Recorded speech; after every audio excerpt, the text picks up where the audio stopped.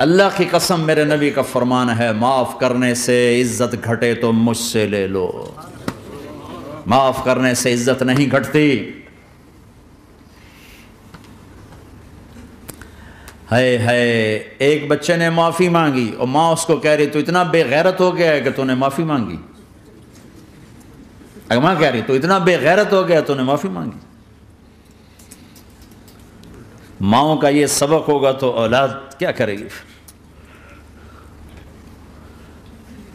آپ سوئے ہوئے ہیں، سفر میں ہیں، میرے نبی، ایک بدو آیا، غورس اس کا نام تھا، غورث۔ اس نے آپ ہی کی تلوار اٹھائی اور آپ کے یوں پسلی میں ماری، آپ کی آنکھ کھلی تو تلوار لے کے کھڑا، من یمنعک منی، اب بول کون بچائے گا، تیار ہو یا؟ تو آپ ہنس پڑے۔ آپ نے کہا اللہ، وہ اللہ کہنا تھا کہ تلوار اس کے ہاتھ سے گر گئی، تو آپ نے اٹھا لی، آپ نے ایسے سیدھی کی، آپ نے کہا اب تمہیں کون بچائے گا؟ کہنے لگا مجھے تو ہی بچائے گا۔ تو آپ نے کہا کلمہ پڑھتے ہو؟ کہا نہیں پڑھتا۔ کہا جاؤ معاف کیا، جاؤ معاف کیا۔ یہ میرا نبی ہے، یہ آپ کا نبی ہے۔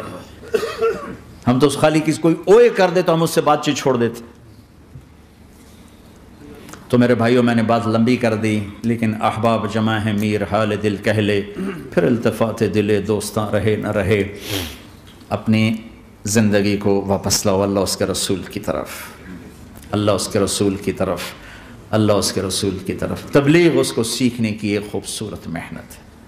یہ میرے 2 گھنٹے کی بات سے اللہ کرے قابو میں آ جائے تو مجھے اور کیا چاہیے، لیکن دنیا کا دستور یہ ہے کہ چیز محنت سے ملتی ہے۔ تو بڑے عرصے کے بعد اللہ نے ہمیں یہ تبلیغ کا کام دیا ہے جو دین کی محنت ہے، کسی فرقے کی نمائندہ نہیں، کسی مسلک کی نمائندہ نہیں، اس میں محض اللہ اس کے رسول کی بنیاد پر سب کو سینے سے لگانے کی محنت ہو رہی۔ میں نے جن استادوں سے پڑھا ہے انہوں نے ہمیں یہی سبق دیا تھا کہ سب سے محبت سیکھو، نفرت کرنے والے سے بھی محبت سیکھو۔ ہمارے ایک ساتھی جواد وسیم صاحب ڈراموں میں ہوتے تھے، پھر 4 مہینے لگے ان کے، تو وہ بتانے ملنے آئے تو ساتھ ایک ہمارے مولوی صاحب تھے، وہ کہہ رہے تھے مولانا یہ جواد صاحب ہیں، یہ ڈراموں میں کام کرتے تھے، اب ان تبلیغ میں 4 مہینے لگا لیے، اب ہم کہہ رہے ہیں کہ یہ ڈرامے چھوڑ دیں۔ تو مولانا نے فرمایا جو وہاں گرے پڑے ہیں ان کو کون اٹھائے گا، ان کو کون اٹھائے گا؟ تو انہوں نے ذرا غصہ دلانے کے لیے کہا مولانا وہاں لڑکیاں ننگی ناچتی ہیں۔ تو مولانا نے کہا ہماری ہی بیٹیاں ہیں، ہماری ہی بیٹیاں ہیں۔ کوئی مولوی صاحب کہہ سکتا ہے ناچنے والی کو میری بیٹی ہے؟ کہا ہماری ہی بیٹیاں ہیں۔ میں نے اس استاد سے قرآن سیکھا ہے، انہوں نے ہمیں محبت سکھائی ہے کہ محبت دو، لوگوں کو محبت دو، محبت۔ عامر خان سے میری ملاقات ہوئی، میں نے اس کو کوئی دین کی بات نہیں کی، صرف محبت دی۔ اب تک اس کے میسیج آتے کہ میں زندگی میں کسی سے متاثر نہیں ہوا، تم پہلے آدمی ہو جس سے میں متاثر ہوں، میں نے کوئی جادو کیا، صرف محبت۔ لوگوں کو محبت دو، قریب ہوں گے۔ میں جب گیا بڑی مشکل سے، اللہ نے ملاقات کا کوئی راستہ نہیں تھا، وہ مجھے نہیں جانتا تھا، میں اسے نہیں جانتا تھا، تو کوئی موقع نہیں مل رہا تھا ملاقات کا۔ تو اللہ نے شاہد آفریدی کو بھیج دیا۔ شاہد آفریدی اس کی دوستی تھی، ہمارا جو کرکٹر ہے۔ میں نے اس سے فون پر کہا یار میری ملاقات تو کرا، اس نے ملاقات کروائی۔ تو اس نے مجھے کہا آدھا گھنٹہ ہے، آدھا گھنٹہ۔ جب میں پہنچا میکسیمم پونا گھنٹہ، میں کہا ٹھیک۔ میں گیا تو وہ سہما ہوا چہرہ کہ بھئی مولانا آ گیا، پتہ نہیں کیا کہیں گے، بھئی یہ تو کیا کر رہا ہے، تو حرام کر رہا ہے، ناچ رہا ہے، گا رہا ہے، توبہ کر، ابھی تیرے لیے دوزخ کا فیصلہ ہو جائے، پتہ نہیں کیا ہوا، وہ ڈرا ہوا، سہما ہوا تھا۔ تو میرا ایک دور کالج لائف تھا، میرے اللہ نے مجھے ہدایت دی، اور میں 3 دن کے لیے میں اس دوست کو، اس کی نسلوں کو دعائیں دیتا ہوں جو مجھے زبردستی پکڑ کے لے گیا۔ نہ میرا تبلیغ سے کوئی تعلق، نہ واسطہ، نہ میں کوئی ان سے متاثر۔ ایک لڑکا تھا بنگالی تھا، گشت کرتا تھا، لیکن میں اس سے ذرا متاثر نہیں ہوا۔ میرا دوست متاثر ہو گیا تھا، تو میں تو ان کے قریب سے نہیں گزرتا تھا۔ تو وہ اور میں اسکول میں اکٹھے آ رہے تھے، کالج میں اکٹھے آ رہے تھے، تو وہ متاثر ہوا، وہ 3 دن کے لیے جا رہا تھا، تو مجھے بتائے بغیر میرا ہاتھ پکڑ کے لے گیا، مجھے کام ہے چلو میرے ساتھ، اور میں اس کو انکار نہیں کر سکتا تھا، یہ میرا اس کا تعلق تھا۔ اب بھی اسی طرح بھائیوں جیسا تعلق ہے۔ میں اس کا احسان ماں، مجھے زبردستی لے گیا. ہمارے پنجابی کی مثال ہے کبے نو لت لگی وہ سیدھا ہو گیا. وہ جو ہوتا ہے ہنچ بیک ہوتا ہے نا، اس کو کسی نے لات ماری تو سیدھا ہو گیا. مہربانی بھائی تیری لات سے میں سیدھا ہو گیا. تو مجھے تو وہ کبے والی لت پہ گئی. تو اللہ نے مجھے اس طرف لگا دیا. اور جب میری کالج لائف، میں نے کالج کا بہترین سنگر تھا، اسکول کا بہترین، یہ جنید جمشید کیا ہے جو اس زمانے میں یہ سارا کو اٹھایا میں نے سارا کیا ہے. تو اب وہ بیچارہ ایسے بیٹھا ہوا، تو میں نے اس سے بیٹھتے فلموں کی باتیں شروع کر دی. اور تھوڑی دیر بعد میں نے محسوس کیا کہ فرام 60 to 72 جو فلم انڈسٹری کو جتنا میں جانتا تھا اتنا وہ نہیں جانتا تھا. تو اس کے اوپر میرے علم کا روپ پڑ گیا، اس کی لائن کا علم تھا نا. تو حیران پریشان، یہ واز تو ہو نہیں رہا. تو کبھی دلیپ کمار کی باتیں شروع ہو گئیں، کبھی راج کپور کی شروع ہو گئیں، اور کبھی محبوب صاحب شروع ہو گئے، کبھی مدن موہن شروع ہو گئے. وہ آدھا گھنٹہ تو یوں ہی گزر گیا. تو آدھے گھنٹے کے بعد میں نے کہا جی ہمارا تو ٹائم اوور کا نہیں، اٹھیں چلے ادھر چل کے بیٹھتے. وہ کھانے کی ٹیبل پر تھے تو وہاں جا کے بیٹھ گئے. پھر وہیں باتیں شروع ہو گئیں. جب اس کا سارا خوف دور ہو گیا اور ریلیکس ہو گیا، اس میں پونے گھنٹے سے 50 منٹ گزر گئے تھے. تو پھر میں نے کہا عامر بھائی آپ حج پہ آئے ہیں، اگر آپ اجازت دیں تو آپ کو اپنے نبی کا حج سنو. کہنے لگے ہاں جی ضرور سنائی. پھر میں 1.25 گھنٹہ بولتا رہا اور وہ ایسے کر کے یہاں سے وہ یوں نہیں ہوا. 1.25 گھنٹہ ایسے بیٹھ کے یوں سنتا، ہلا نہیں اپنی جگہ سے. لوگ محبت کے بھوکے ہیں، تم فتوے دینا شروع کر دیتے. جنید جمشید کے بارے میں مجھے پتہ چلا کہ ساتھی اس کے گھر کھانا نہیں کھاتے کہ حرام کمائی. وہ بہت ڈس ہارٹڈ ہے، نیا نیا تبلیغ میں آ رہا تھا. میرا آگے کہیں سفر تھا، جماعت میں جا رہے تھے، کراچی سے آگے جانا تھا. تو میں نے اسے فون کیا کہ میں آ رہا ہوں، میں کھانا تیرے گھر کھاؤں گا. تو وہ کہنے لگا میرے گھر؟ میں نے کہا ہاں تمہارے گھر. پھر کہنے لگا میرے گھر؟ میں نے کہا ہاں تمہارے گھر. کہا واقعی میرے گھر؟ میں نے کہا ہاں واقعی تمہارے گھر. کہا یہ تو میرا تو گھر تھا، کوئی نہیں کھانا کھاتا، کہتے حرام ہے. میں نے کہا میں اتنا بڑا مولوی نہیں ہوں، میرا گزارا ہو جائے گا.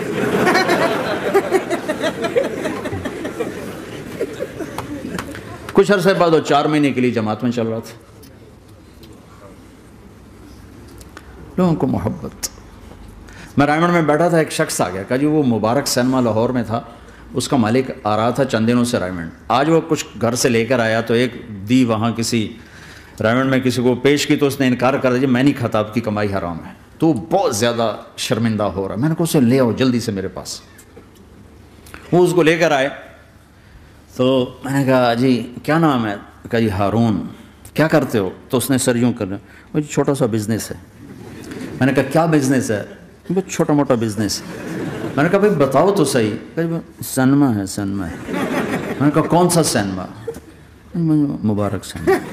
مبارک. میں نے کہا مبارک؟ ہاں وہ جس میں شمع پروانہ میں نے دیکھی تھی وہ مبارک صاحب اس کے جو اونر تھے، پہلے ان کی فوٹو آتی تھی، مر گئے تھے وہ، ان کا سیڈ میوزک چلتا تھا، بعد میں فلم چلتی تھی. وہ مجھے ایسے دیکھنے لگا کہ یہ کیا کہہ رہا ہے. اور میں نے اسے یوں دوستی لگائی. دن کے بعد دیکھا تو اتنے بڑی داڑھی کے ساتھ 4 مہینے لگا. لوگ فتوے دینے میں بڑی جلدی کرتے، بدگمان بڑی جلدی ہوتی.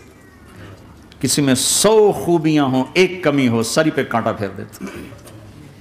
میں اپنے ڈیرے میں تھا، ایک انجینئر پڑھا لکھا بڑا آ گیا، تم تبلیغ والے منافق ہو، تم تبلیغ والے جو ہے اوپر سے کچھ ہو اندر سے کچھ ہو، یہ کرتے شروع.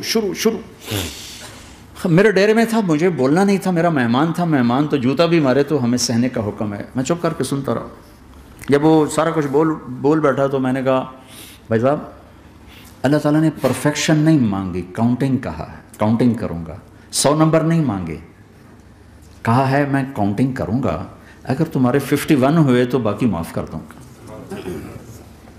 تو جو گناہ عیب ثواب آپ بتا رہے ہیں، ممکن ہے اللہ معاف کر دے ان نیکیوں کی وجہ سے جو تبلیغ والے کر رہے ہیں.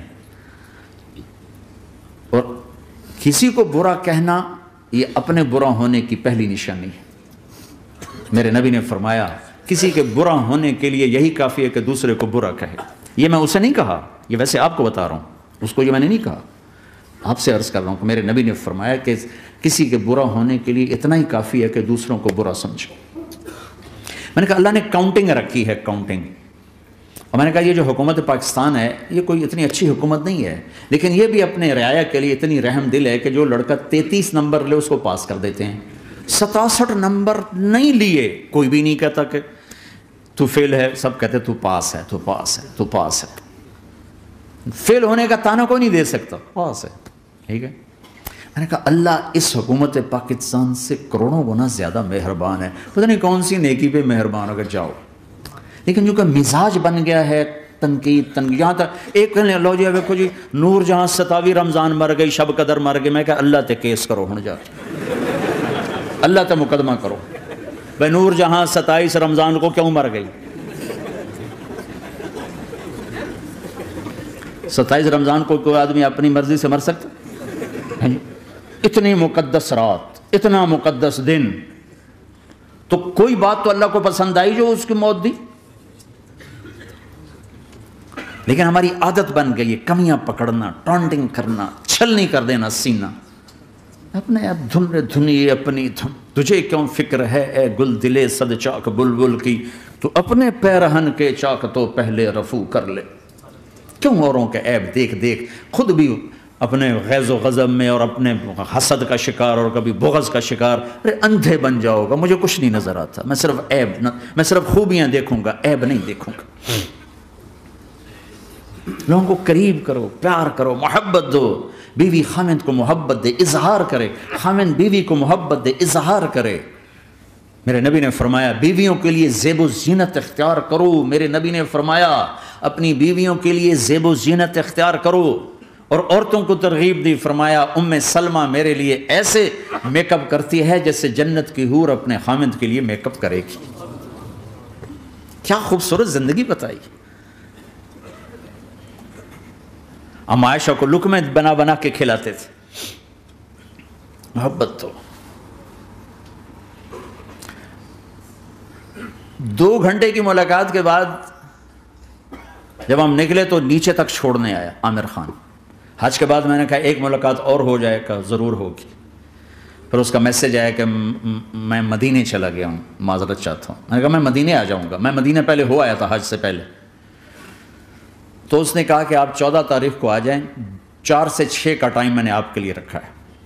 تو میں، جنید اور ایک اور ساتھی ہم دوبارہ وہاں چلے گئے 4 بجے، 4:15 ہم اس کے ساتھ ہماری سٹنگ شروع ہوئی، 4:15 سے 10:15 تک 6 گھنٹے مسلسل، اور اس کے ماتھے پہ ذرا نشان نہیں آیا کہ میں بور ہو رہا ہوں۔ اور اس کے بعد ہم اٹھے، اس کا جی نہیں چاہ رہا تھا کہ ہم اٹھ کے چلے جائیں، محبت۔ پھر ایک امتحان پڑ گیا، میں اجتماع میں تھا رائمنڈ کے پچھلے سال، اس کا میسج آ گیا میری فلم تلاش آ رہی، اس کی کامیابی کی دعا کرو۔ چنگی بات، میں کہا اب کیا کروں، جواب دینا بھی ضروری، دعا بھی نہیں ہو سکتی، کیا کروں۔ تو جب وہ میسج آیا تو میرے سامنے کوئی 10-12 علماء بیٹھے تھے، میں نے کہا بھائی یہ میسج ہے، اس کا جواب، کہا جی یہ ہمارا فیلڈ نہیں تمہارا ہے، تو ہی جواب دے۔ میں سارا دن سوچتا رہا، مجھے کوئی جواب سمجھ میں نہیں آیا کہ جان بھی بچ جائے، جواب بھی چلا جائے۔ پھر اگلا دن بھی گزر گیا، مجھے کچھ سمجھ میں نہیں آیا۔ میں عصر کا وضو کر رہا تھا، ایک دم اللہ نے ایک مضمون دل میں ڈالا، تو میں نے فوراً بیٹھ کے اس کو میسج کیا کہ عامر بھائی جو کریٹو ہوتا ہے نا ذہن، یہ اللہ کسی کسی کو دیتا ہے، تخلیقی ذہن یہ اللہ تعالیٰ کسی کسی کو دیتا ہے، ہر ایک کو نہیں دیتا، اور یہ اللہ کی بہت بڑی عطا ہوتی ہے۔ اور میں نے تمہارے ساتھ جو وقت گزارا اس میں میں نے دیکھا کہ اللہ نے تمہیں تخلیقی ذہن دیا ہے، تم کریٹر ہو، اور جو لوگ اس ٹائپ کے ہوتے ہیں وہ کامیابی ناکامی کی پرواہ نہیں کرتے، وہ اپنے کام سے کام رکھتے ہیں۔ آپ کا بھائی، تو فوراً اس کا میسج آیا، آپ ٹھیک کہہ رہے ہیں، آپ ٹھیک کہہ رہے ہیں۔ بات ہو گئی پہ میں تھا ہانگ کانگ، میں نے وہاں سے اس کو میسج کیا، دیکھو کسی مصروف آدمی کو براہ راست فون نہ کیا کرو، میسج کیا کرو کہ میں آپ کو فون کر سکتا ہوں، چونکہ میں اس کا بہت ستایا ہوا، بہت ستایا۔ اللہ کا فضل ہے میرا اکثر وقت مصروفیت میں ہوتا ہے، فون کرنے والے کو کیا پتہ کہ میں کس حال میں بیٹھا ہوں، اور جب میں فون نہیں اٹھاتا ہوں تو مجھے فوراً فتویٰ آتا ہے متکبر ہو گئے ہو، میں وزیر اعلیٰ نہیں اس لیے میرا فون نہیں اٹھا رہے ہو. میں سعید انور ہوتا, جنید جمشید ہوتا, میں شہباز شریف ہوتا, میں پتہ نہیں پرویز الہی ہوتا, تو پھر تو تم میرا فون اٹھاتے. اس قسم کے میسج آتے ہیں پھر جو انتہائی تکلیف دہ ہوتے. کسی کی جو ذاتی زندگی ہے وہ اس کو اللہ نے حق دیا ہے, اس میں انٹرفیرنس جو ہوتی ہے کہ میں کسی کی بات سنوں نہ سنوں, اللہ نے مجھے حق دیا ہے. پھر خاص طور پر آپ فون کر رہے ہیں, آپ کو کیا پتہ کہ اگلا کہاں بیٹھا ہوا ہے. اور اس نے بہت لوگوں کو بد اخلاق بھی کر دیا ہے, بدتمیز بھی کر دیا ہے, اور کچھ ایسا فوبیا ہو گیا ہے. میں ٹوائلٹ میں نے سنا فون تے گلاں کردا بیٹھا, باہر لائن لگی اندر گلاں کردا بیٹھا.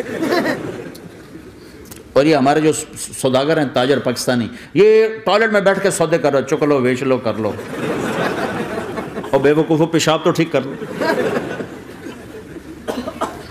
ایک ہاتھ میں فون کان کو لگا تو دوسرے ہاتھ سے کھانا کھا رہے ہوتے.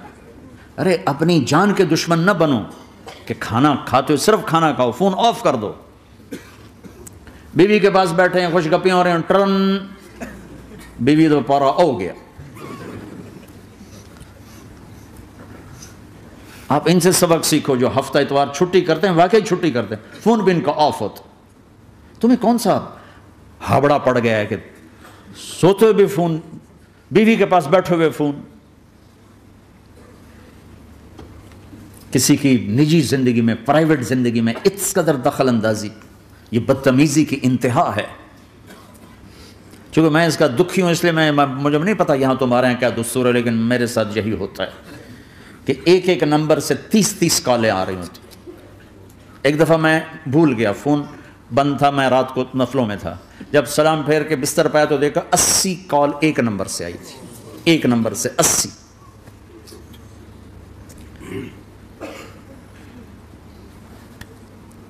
کسی کو بھی فون کرنا ہو, اگر تمہاری شناسائی ہے ٹھیک ہے, جب مرضی کرو, لیکن اس کا بھی ٹائم دیکھو. اور تمہاری شناسائی نہیں, آدمی مصروف ہے, اس سے اجازت تو لے لو, میں آپ کو فون کر سکتا کہ ملاتے جا رہے ہیں. رات 12 فون کھلا رہے گا, انسان ہے, کوئی 1:30 بجے کے قریب ٹن میری آنکھ کھل گئی. میں نے کہا کوئی مصیبت میں ہوگا جو آپ فون کر رہا ہے. کہا جی مولانا صاحب مسئلہ پوچھنا تھا کہ ٹوائلٹ میں دعا پڑھ سکتے ہیں کہ نہیں پڑھ سکتے. میں کہا پھٹے منہ تیرے, مسئلہ, اور تجھے 1:30 بجے یہ یاد آ رہا ہے.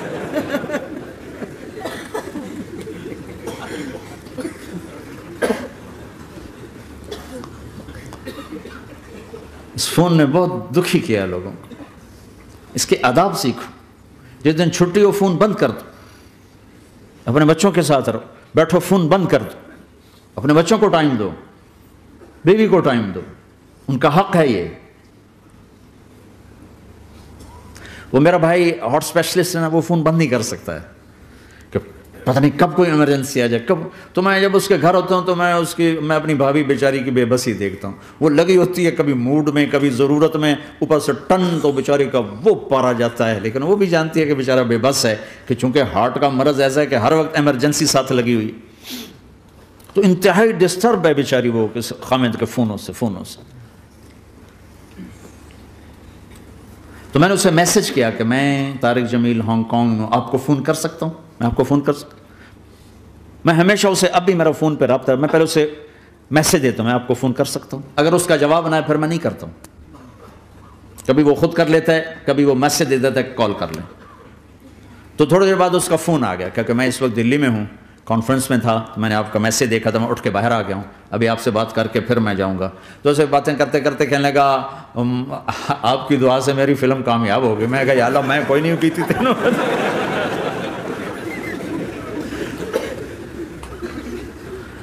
بھائیو محبتیں بانٹو, نفرتیں تو پہلے ہی بہت پھیل چکی. نشہ پلا کے گرانا تو سب کو آتا ہے, مزہ تو تب ہے کہ گردے کو تھام لے ساتھ. برے کو برا کہنا کون سا مشکل کام ہے, برے کا ہاتھ پکڑ کر سینے سے لگانا, برائی سے نکالنا, کام تو یہ ہے. میں نے بہت لمبی بات کر دی, میں معذرت چاہتا ہوں, معافی چاہتا ہوں. مجمع بھی بہت زیادہ ہے, مستورات بھی ہیں, اور اس کے ذریعے سے آگے پتہ نہیں کہاں کہاں پیغام جا رہا ہے.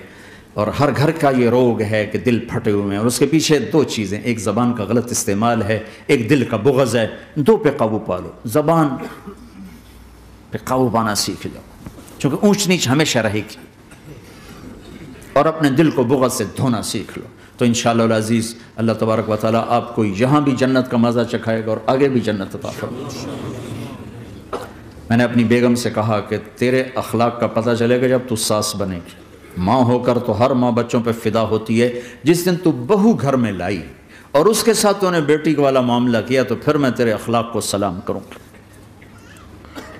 اور میں اللہ کا شکر ادا کرتے ہوئے کہہ رہا ہوں کہ اس نے اس کو تیسری بیٹی بنا لی، میری 2 بیٹے ہیں، اس کو تیسری بیٹی بنا لی۔ اور میں نے اسے سمجھایا کہ دیکھو میرا اور تیرا یوسف کی بیوی پر کوئی حق نہیں، میرے بڑے بیٹے کا نام، میں کہا تیرا اور میرا آنے والی پر کوئی حق نہیں ہے، وہ ہمیں پوچھے اس کا احسان ہے، وہ نہ پوچھے تو کبھی اسے گلا نہ بنانا، کیونکہ اس کے ذمہ ہی کوئی نہیں۔ یوسف کے ذمہ ہے تیری میری خدمت کرے، حال پوچھے، لیکن اس کی بیگم کے ذمہ تیرا اور میرا کوئی حق نہیں ہے۔ تو اللہ کے فضل سے اس کو نبھایا۔ میں تو ویسے ہی باہر رہتا ہوں بہت کم، میں تو اپنے بچوں کے پاس نہیں بیٹھتا ہوں، تو مجھے تو موقع نہیں ملتا ہے، لیکن اس نے اس کو نبھایا اللہ کے فضل و کرم سے۔ تو اپنے گھروں کو اگر خوبصورت بنانا ہے تو چیزوں سے نہیں بنتے گھر خوبصورت، رویوں سے گھر خوبصورت بنتے، ڈیلنگ سے، بول سے۔ میٹھا بول دلوں کو جیت لیتا ہے، اور ایک کڑوا بول دلوں میں آگ بھر دیتا ہے۔ تو میرے بھائیو بہت بڑا مجمع ہے اور بیان بھی 2.5 گھنٹے تک ہو چکا ہے۔ میں آپ سب بھائیوں سے ایک تو یہ گزارش کرتا ہوں کہ آپ اس ایمانی زندگی کو سیکھنے کے لیے اللہ کی راہ میں وقت لگانے کی نیت کرو۔ کرتے ہو نا سارے؟ 4 مہینے چیلے کا ارادہ کرتے ہو نا؟ کون سال کے اندر اندر 4 مہینے چیلا لگا لے گا؟ سال کے اندر اندر کون لگا لے گا؟ چلو سب کی تشکیل ہوگی۔ آپ کا یہ مرکز ہے، اکثر مجمع تو شہر کا ہوگا، یہاں جمعرات کو بیان ہوتا ہے، اس میں جایا کرو، ایک ویکنڈ جماعت میں لگایا کرو۔ 24 گھنٹے کی زندگی میں صرف 5 نمازیں ہیں، ان کو قابو رکھو، ہاتھ سے جانے نہ دو، اور صبح سے شام تک، شام سے صبح تک اس زبان پہ قابو رکھو اور اس دل پہ قابو رکھو۔ اپنی کمائیوں میں حلال لاؤ، حرام سے نکلو، جھوٹ نہ بولو، ٹیکس پورا دو، ٹیکس میں چوری نہ کرو۔ میں مفتی نہیں، لیکن میں یہ کہتا ہوں کہ کسی حال میں بھی جھوٹ بولنا، سوائے جان پہ بن جائے، جان جا رہی ہو تو اس کے لیے ہاں یہ ایک جگہ جھوٹ بولنا جائز ہے، بیوی ناراض ہو اس کو راضی کرنے کے لیے بھی شک جتنے مرضی جھوٹ بول، جتنا تمہیں جھوٹ بولنے کا شوق ہے نا بیوی کے سامنے نکال، کہ وہاں سب جائز، اس کو خوش کرنے کے لیے جھوٹ بولنا جائز، باقی کہیں بھی جھوٹ جائز نہیں۔ پیسے بچا لوں جھوٹ بولوں نہیں، میں نہیں کہتا، تم دو اللہ تمہیں اور دے گا۔ یہاں کی لڑکیوں کو دھوکہ نہ دو، پیپر بنانے کے لیے شادیاں کرو۔ ایک اور بات کہتا ہوں، پاکستان انڈیا میں جائیدادیں بنانا چھوڑ دو، اب تمہاری نسل واپس نہیں جائے گی، یہیں رہیں گی۔ یہ واپس جا سکتے، لوڈ شیڈنگ میں رہیں گے جا کے۔ ایک پٹھان کا خرگوش تھا، بھائی پٹھان بھائی ناراض نہ ہونا، ایسی غلطی ہے، ایک پٹھان کا خرگوش تھا، وہ گم ہو گیا، تو لوگوں نے کہا خان صاحب بڑا افسوس ہے آپ کا خرگوش گم ہو گیا۔ گا کوئی بات نہیں بابا، اس کو نسوار لگایا ہے، جب نشہ ختم ہوگا ہمارے پاس آئے گا۔ تو اب تمہیں یہاں کی سہولتوں کا نشہ لگ گیا، تم واپس جا سکتے؟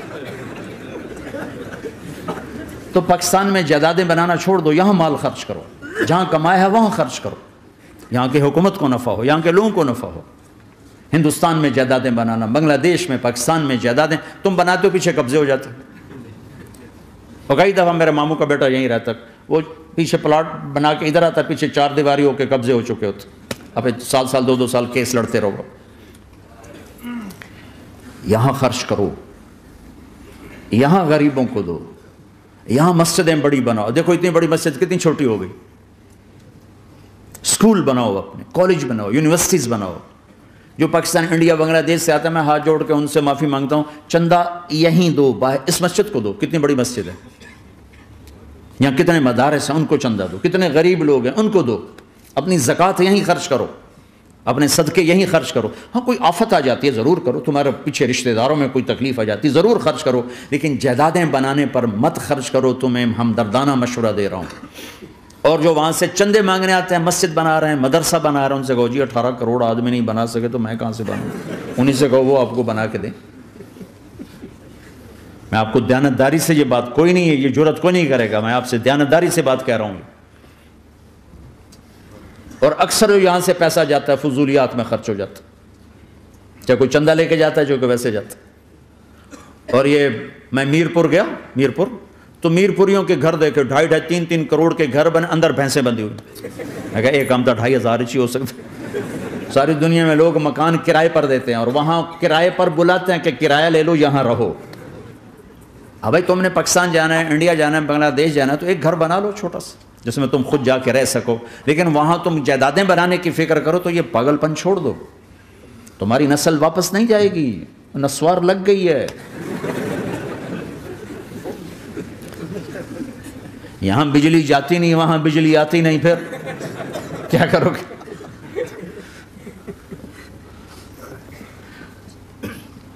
تو اپنی دنیا کے بھی سمجھدار بنو.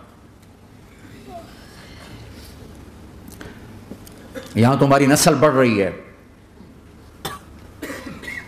اللہ کا فضل ہے، مسلمان کی نسل میں بڑی برکت ہے. یہاں تو گاڑیاں ساری خالی جا رہی ہوتی ہیں، یا ایک ہوتا یا دو، یا ایک ہوتا یا دو. ہماری تو ہر گاڑی میں اللہ کے فضل سے پورا، بلکہ ڈگی میں بیٹھے ہوتے ہیں ہمارے بچے کئی دفعہ، یقین مانو.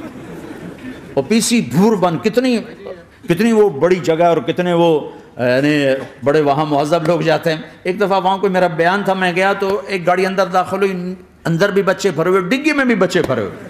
میں کہا شکر ہے ساڑی نسل تو ودوش ہو رہی. تو ان کے لیے اسکول بناؤ، ان کے لیے مدرسے بناؤ، ان کے لیے کالج بناؤ، ان کے لیے مسجدیں بناؤ، ان کے لیے مکتب بناؤ، یہاں خرچ کرو. پیچھے جو جائے گا وہ ضائع ہو جائے گا، یا تمہارے عزیز رشتہ دار قبضہ کر جائیں گے. ہاں وہاں کوئی تمہارے ماں باپ ہیں، عزیز ہیں، بیمار ہیں، غریب ہیں، ان کی مدد کرو. لیکن اپنی جائیدادیں بنانے میں پیسہ ضائع کرنا، تمہیں کچھ نہیں تمہارے ہاتھ آئے گا.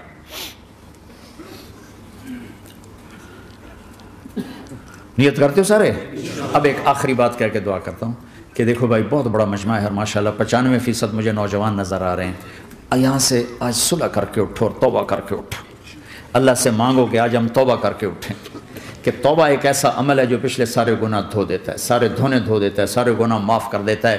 تو میں آپ کے اور یہ جتنا بات میری آگے جا رہی میڈیا کے ذریعے جہاں جہاں جو سن رہا ہے، میں سب سے ہاتھ جوڑ کے کہتا ہوں کہ آج توبہ کر لو اپنے اللہ کی بارگاہ میں. پچھلے پر توبہ کر لو، آئندہ کے لیے صلح کر لو، انشاءاللہ مزے کی زندگی ہو جائے گی. میں اللہ پہ قربان جاؤں، صدقے جاؤں کہ اس نے بھی توبہ کا دروازہ ایسا کھلا رکھا ہے، نہ کوئی عدد کی قید ہے، نہ کوئی عمر کی قید ہے.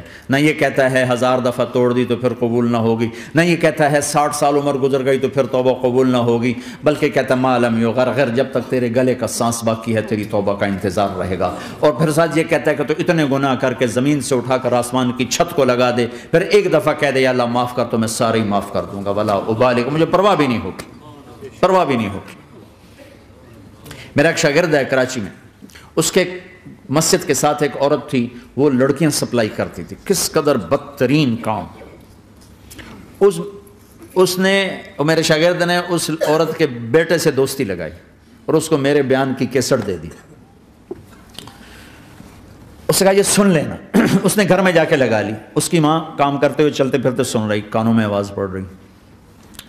تھوڑی دیر کے بعد وہ آ گئی، کہنے لگی مجھے بھی سنا. تو اس نے سنی، پھر کہنے لگی دوبارہ سنا، پھر دوبارہ سنی، پھر کہنے لگے ایک دفعہ اور سنا، پھر ایک دفعہ اور سنی. کہنے لگے یہ کون ہے؟ کہ پتہ نہیں کون ہے. کہ کس نے دی؟ کہ یہ مولوی صاحب جو مسجد کا اس نے دی. تو اس نے بیٹے کو لیا اور مسجد کے دروازے پر آ کے، لوگ تراویح پڑھ کے نکل رہے تھے. انہوں نے کہا میں یہاں کے امام سے ملنا چاہتی ہوں. تو آ گیا، امجد نام ہے اس کا. کہا مولوی صاحب یہ کیسٹ آپ نے دی ہے؟ کہا جی. یہ کون ہے؟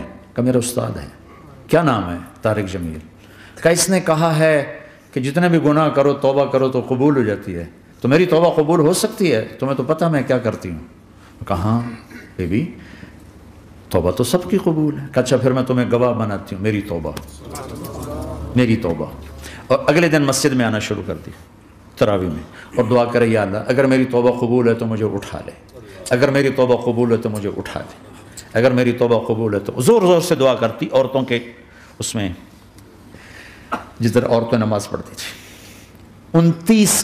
29 کی رات سجدے میں اللہ نے اس کو موت دی تھی. ساری زندگی لڑکیاں سپلائی کی اور موت آئی رابعہ بصری جیسے. توبہ ایسی چیز، اے اللہ میری توبہ قبول ہے تو مجھے اٹھا لے. 29 کی رات سجدے میں اللہ نے اس کی روح کو قبض کیا۔ تو میرے بھائیوں بہنوں، جتنا مجمع آپ موجود ہو، جتنا اس کے ذریعے سے سن رہا ہے، آج توبہ کر لو۔ پتہ نہیں نہ جانے بلا لے پیا کس گھڑی، پتہ نہیں رب کا بلاوا کب آ جائے، تو ہم توبہ کر لیں اور اپنے مالک کو راضی کر لیں۔ تو نیت کرتے ہو میرے ساتھ؟ سارے کرتے ہو نا؟ تو کہو یا اللہ میری توبہ، پھر کہو یا اللہ میری توبہ، پھر کہو یا اللہ میری توبہ۔ اللہ کی قسم اگر دل سے کہا ہے سب معاف ہو۔ میں نواب شاہ میں تھا تو ایک وڈیروں کو جمع کیا، وڈیرے مسجد میں تو آ نہیں سکتے، سندھی وڈیرے، تو ہم نے ایک وڈیرے سائیں کے گھر میں ہی بیان رکھ دیا، تو وہاں آ گئے سارے۔ تو ایک وڈیرے کو لے کر بڑی مونچھیں اور جلالی چہرہ اور بہت غلط زندگی، میں نے بیان کیا، وہ بیان میں روتا رہا۔ جب میں نے کہا ہاں بھائی توبہ، میں ہر بیان میں یہ کرتا ہوں کوشش، شاید کوئی ایک آدمی میرے ذریعے سے توبہ کر جائے تو میری بخشش کا سامان بن جائے، تو اس نے زور سے کہا اللہ سائیں توبہ، اللہ سائیں توبہ، اللہ سائیں توبہ۔ ساری زندگی کی غفلتیں تھیں۔ گھر گیا اور یہ ظہر پہ بیان ختم ہوا ہے اور مغرب پہ اس کی موت واقع ہو گئی۔ ساری زندگی گناہوں میں گزار کے وہ گیا جنت میں، کہ توبہ تہدم ما کان قبلہا، کہ توبہ ہر گناہ دھو دیتی۔ شیطان ایک راستے سے آتا ہے، کیا فائدہ توبہ کا، ادھر کرتا ہوں ادھر ٹوٹ جاتی، کیا ارے فائدہ، دیکھو یہ فائدہ نظر آئے کہ نہیں؟ دو فائدہ دکھائیں، ایک سجدے میں مری ہے اور ایک ساری زندگی گناہ کر کے ظہر سے مغرب تک کا حصہ اس نے توبہ کا گزارا ہے اور گیا جنت میں۔ کبھی مایوس نہ ہونا اللہ سے کہ میں اتنے گناہ کرتا ہوں، اللہ کیسے معاف کرے گا، اللہ بڑا کرے، اللہ تھانے دار نہیں ہے، مہربان ہے، دوست ہے، ہمارا دوست ہے۔ اللہ سے باتیں کرو، اللہ سے یاری لگاؤ، اللہ کو دکھڑے سناؤ، یا اللہ میرے ساتھ یہ ہو رہا ہے تو کچھ کر دینا۔ اللہ سے لاڈ کرو جیسے ماں سے لاڈ کرتے ہو۔ اللہ تو پیار کی چیز ہے نا کہ ڈرنے کی، ہاں ڈرنا ہے اپنے گناہوں کی وجہ سے، لیکن پیار غالب ہو، محبت غالب ہو۔ وہ نہیں تھا چرواہا موسیٰ علیہ السلام نے سنا کرا اللہ سیاں تو آویں آ تیری جوواں کڈاں، تین تیل لاواں، تین کنگھی کراں، تین روٹی کھواواں، تین دودھ پواواں، یہ اللہ سے باتیں کر رہا۔ تو موسیٰ علیہ السلام نے اس کو بدبخت یہ کیا کہہ رہا ہے، کہہ رہا ہے یا اللہ تو میرے پاس آ، میں تمہیں تیل لگاؤں، تیری جویں نکالوں، تیری کنگھی کروں، تجھے بکری کا دودھ پلاؤں۔ تو وہ تو بیچارہ ڈر کے رونے بیٹھ گیا۔ جب موسیٰ علیہ السلام طور پر آئے تو موسیٰ علیہ السلام سے اللہ نے کہا موسیٰ تو نے تو میرا یار ہی مجھ سے دور کر دی، مجھے تو اس کی باتیں بڑی اچھی لگتی تھی، تو نہیں یہ کیا، جا اس کو خوش کر کے جیسے ناراض کر کے آیا۔ چلو اس روایت میں تو کوئی اونچ نیچ ہو سکتی ہے، کچی پکی بات ہو سکتی ہے، لیکن میرے نبی کی صحیح حدیث بتا رہا ہوں۔ میرے نبی مسجد میں صحابہ ہنس رہے تھے تو آپ نے فرمایا جو میں جانتا ہوں تم جانو تو تمہارا ہنسنا بند ہو جائے، رونا زیادہ ہو جائے۔ تو سب صحابہ نے زاروں قطار رونا شروع کر دیا۔ آپ یہ کہہ کر واپس مڑے، دروازے تک نہیں پہنچے تھے کہ جبریل آ گئے کہ میرے محبوب تو نے میرے بندوں کو اتنا زیادہ ڈرا دیا مجھ سے، جا واپس جا، جیسے رولایا ہے ایسے ہی ہنسا کے آ۔ اللہ پاک تو ہمارے مالک خالق، ہمارے مہربان ہیں۔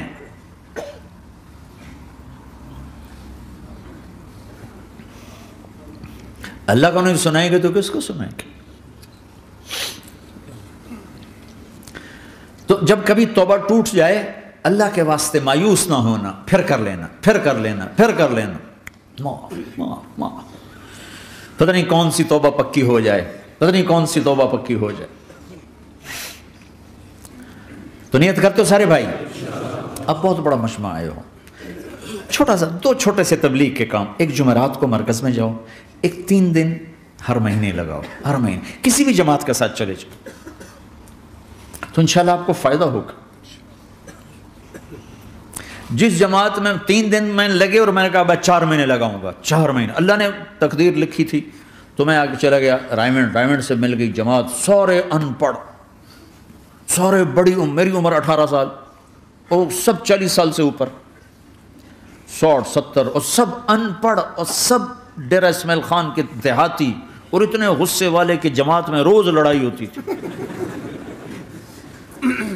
ایک آدمی چائے نہیں پیا کرتا تھا تو وہ روزانہ کہتا چائے کیوں بنائی ہے میری، چوانی واپس کرو، 4 آنے میرے واپس کرو، تو 4 آنے روزانہ واپس لیتا تھا، باقاعدہ 4 آنے اس کو روزانہ واپس کیے جاتے تھے کہ میں چائے نہیں پیمڑی، میری چوانی واپس کرو۔ اور جماعتوں میں جھگڑا ہوتا ہے کہ تم نے کھانا اچھا نہیں بنایا، اس جماعت میں جھگڑا ہوتا تھا کہ کھانا اچھا کیوں بنایا، اس پہ لڑتے تھے کہ خرچہ زیادہ ہو رہا ہے. اور خرچہ کتنا ہوا تھا؟ 1 مہینے کا سفر، جانا آنا، بس کا جانا بس کا آنا. اور اس زمانے میں کوئی کھلانے والے ہیں، سب خود پکایا. 2-4 جگہ کہیں ضیافت ہوئی، 27 روپے ٹوٹل خرچ ہوا تھا. کہ زیادہ خرچہ ہے. روز لڑائی روز لڑائی. ایک اس میں رانگڑ تھا، اس کو اذان کا بڑا شوق تھا، وہ جاتے ہی اذان دینی شروع کر دی. وہ بھائی اللہ کے واسطے بھائی تو مسجد کے معاملے میں دخل نہ دے، کیوں نہ دوں؟ گردن لمبی ہوگی، مؤذن کی گردن لمبی ہوگی، میں تو دوں گا.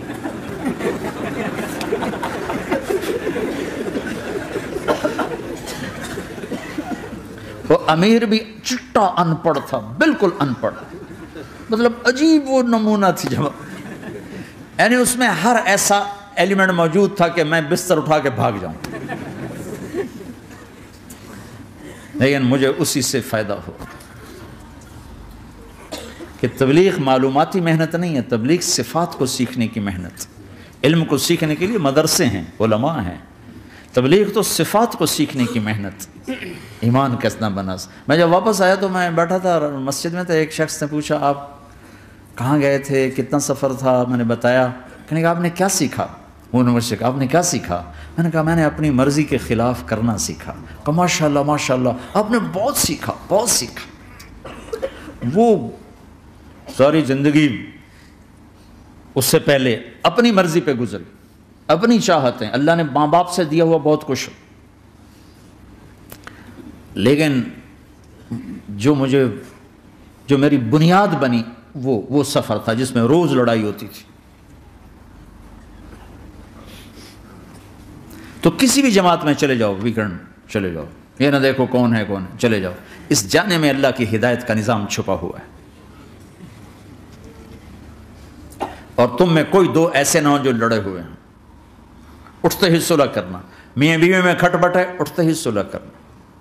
بہن بھائی لڑے ہوئے ہو، ماں باپ سے لڑے ہوئے ہو، اٹھتے ہی صلح کرنا. جو صلح کرنے میں پہل کرے گا اللہ کا محبوب بن جائے گا. شیطان پرانا کھلاڑی ہے نا، کوئی اور ہے بھی تجربہ کار، گول بھی بڑے ٹھکا ٹھک کرتا ہے نہیں. وہ روزانہ اپنی میٹنگ بلاتا ہے. میٹنگ، ہاں بھائی کیا کیا؟ تو کہتے ہیں جی زنا کرایا. تو ایسے بیٹھا رہتا ہے یوں سر جھکا کر. چوری کرائی، نماز نہیں پڑھنے دی، جوا کھلایا، یوں کرتا تھا. ایک لنگڑا بھیڑتو شیطان پیچھے سے کہتا ہے جی میاں بیوی کو لڑایا. او شاباش، کام تو کر کے آیا ہے. میاں بیوی کو لڑایا، آجا آگے آجا آگے آجا آگے آجا. اس کو بلا کر گلے لگاتا ہے، پھر یہاں اپنے پاس بٹھاتا ہے. وہ بدبختو، یہ ہے اصل کام. شرابی کی شراب اس کی ذات تک، میاں بیوی کی لڑائی، نسلیں برباد، خاندان برباد، اولاد برباد.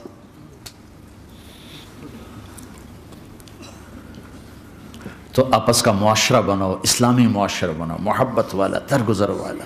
ایک دوسرے کی تعریف کرو، ایک دوسرے کو گفٹ دو، ہدیہ دو. میرے نبی نے فرمایا جب کوئی سفر سے واپس آئے تو بیوی کے لیے ضرور تحفہ لے کر آئے، اور کچھ نہ ملے تو کوئی پتھر ہی لے کر آ جائے. مارن واسطے نہیں، گفٹ واسطے.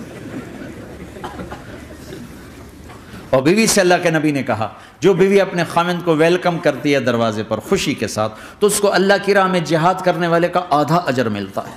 صرف مسکرا کے دیکھ. اندر وڑو تو منہ تے 12 بجے منتے، اپنے تو 24 بج جاتے. کبھی بیوی خامند کو تانا نہ دے، خامند بیوی کو تانا نہ دے. پیار محبت کے انداز میں بات کرو جو دلوں میں. اولاد کو بھی ایسے ڈانٹ ڈپٹ، یہاں تو ویسی ڈانٹ ڈپٹ نہیں ہے، لیکن میرے نبی کا طریقہ بھی یہ نہیں ہے. نیت کرتے ہو انشاءاللہ.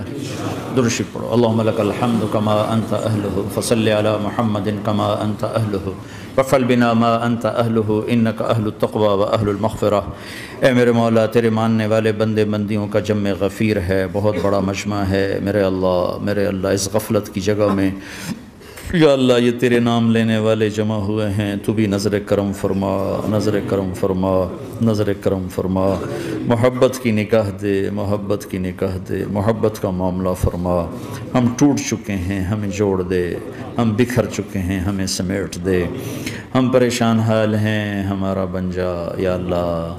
دنیا کے بھی ستائے ہوئے ہیں، شیطان کے بھی ستائے ہوئے ہیں. اور میرے مولا ایمان بھی کمزور ہے، جان بھی کمزور ہے یا اللہ، جیسے کمزور بچے پہ ماں باپ کی محبت زیادہ ہوتی ہے، ہم تیرے کمزور بندے ہیں، ہم پہ اپنی محبت کو زیادہ فرما، اپنی الفت کو زیادہ فرما، اپنے تعلق کو زیادہ فرما۔ یہ مجمع پتہ نہیں کہاں کہاں سے تیری محبت میں آیا ہے، مستورات بھی مرد بھی، 3 گھنٹے بیٹھے بیٹھے یا اللہ تیری محبت میں بیٹھے ہیں، نہ کوئی پیچھے سیاست کی غرض ہے، نہ کوئی کسی مال کی غرض ہے، نہ کوئی آہ واہ کی غرض ہے، سب تیری محبت میں آئے۔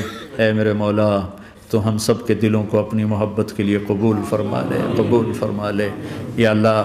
تجھ سے دور ہو کر بہت دکھ دیکھے ہیں، تیری نافرمانیاں کر کے بہت دکھ دیکھے ہیں، اے میرے آقا، اے میرے مالک، اے میرے مالک، پتہ نہیں کب تیرا بلاوا آ جائے، تیری عزت کی قسم ہم یہ غفلت کی موت نہیں مرنا چاہتے، ہم یہ غفلت کی موت نہیں مرنا چاہتے، لیکن میرے مولا نفس ہمارے اوپر غالب ہے، ہم سے طاقتور ہے، ہمیں گرا دیتا ہے، ہم ہر دفعہ توبہ بھی کرتے ہیں، پکی نیت بھی کرتے ہیں، لیکن یا اللہ یہ نفس ہمیں گرا دیتا ہے، شیطان اوپر گرا دیتا ہے۔ اے میرے مولا، اے میرے آقا، ہم پہ نظر کرم فرما۔ جیسے ٹانگوں سے کمزور چلتا ہے تو گر جاتا ہے، ایسے ہی ہم ایمان کے کمزور ہیں، 4 قدم آگے چلتے ہیں تو 50 قدم پیچھے جا گرتے ہیں، ہر دفعہ تجھ سے وعدہ کرتے ہیں پھر ہر دفعہ توڑ کے بیٹھ جاتے ہیں۔